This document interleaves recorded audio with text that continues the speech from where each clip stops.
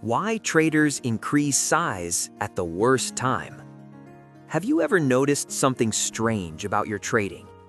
When everything feels clear, when the setup looks perfect, when the market feels calm, you trade small. But after a loss, after doubt creeps in, after frustration starts to build, that's when you suddenly increase your size. Not because the opportunity improved, not because the odds changed, but because something inside you did. And understanding that shift might be the most important thing you ever learn about trading. Most traders believe position size reflects confidence, but in reality, position size usually reflects emotion. Think about your best setups. You analyze carefully, you wait patiently, you hesitate. You tell yourself you're being disciplined. But what happens when the market takes something from you? A loss doesn't just reduce capital, it introduces pressure. And pressure quietly changes behavior. After a loss, small size starts to feel uncomfortable. A small win doesn't feel like progress, it feels insignificant, almost insulting. It doesn't undo the mistake, it doesn't restore confidence, it doesn't erase the emotional hit.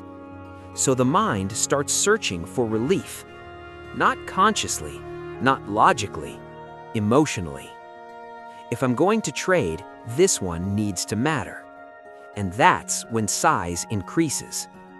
At this point, trading stops being about execution. It becomes about repair. The trade is no longer a decision. It's a response to discomfort, a response to uncertainty, a response to feeling out of control. And control is the real issue here. Loss creates a very specific feeling. Not panic, not fear, instability. Suddenly, you're not sure if you're as good as you thought. You replay past decisions. You question your judgment. Increasing size feels like strength.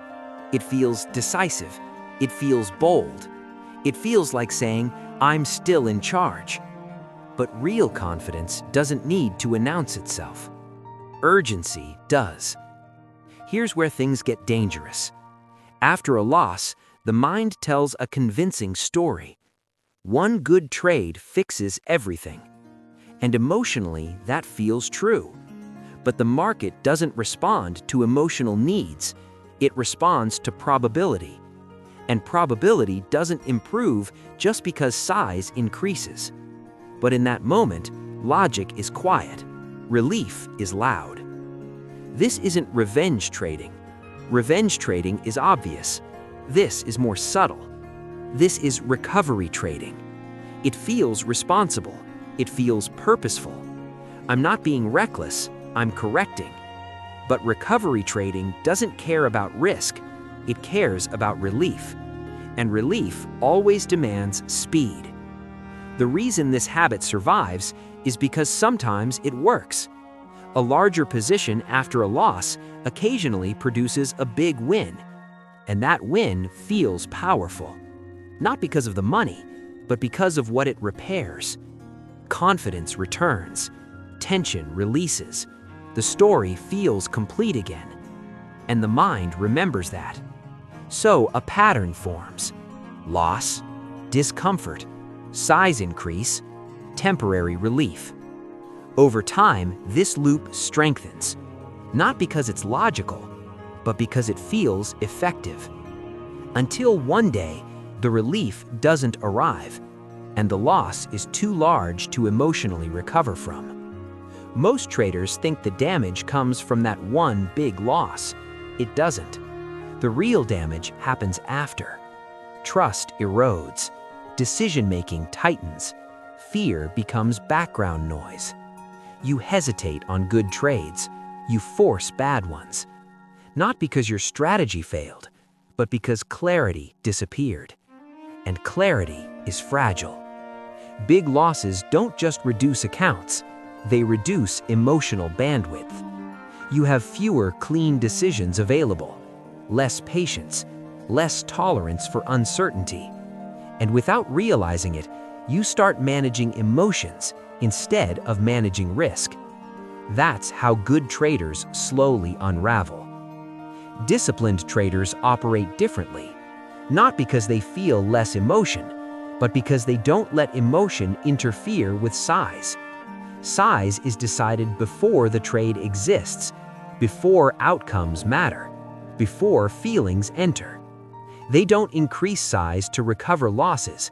They reduce size when emotional or market volatility rises.